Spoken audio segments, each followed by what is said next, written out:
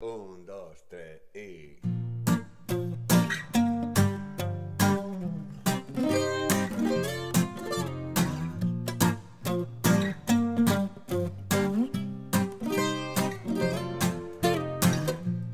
Todo va bien, aquí como siempre reciclando. A ver si hoy paramos el cambio climático.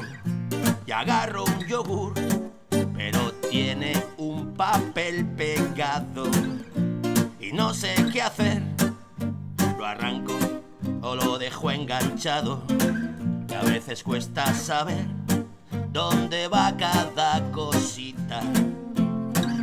Dónde tiro mis CDs y el envoltorio del café.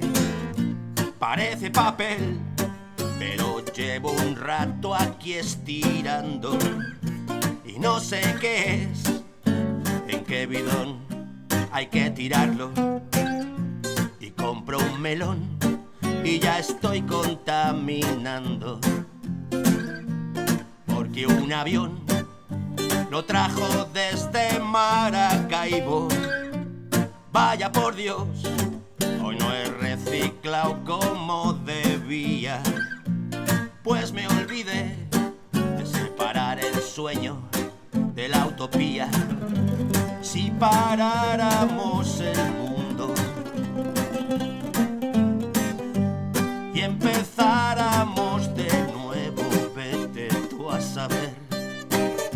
Y si la historia se pudiese reciclar, y en vez de conquistar el cielo, pisar con decisión el suelo.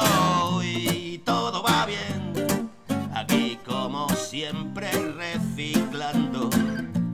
A ver si hoy paramos el cambio climático. Resulta que el sol es un dios muy cabreado y su calor ya no sabes si es bueno o malo.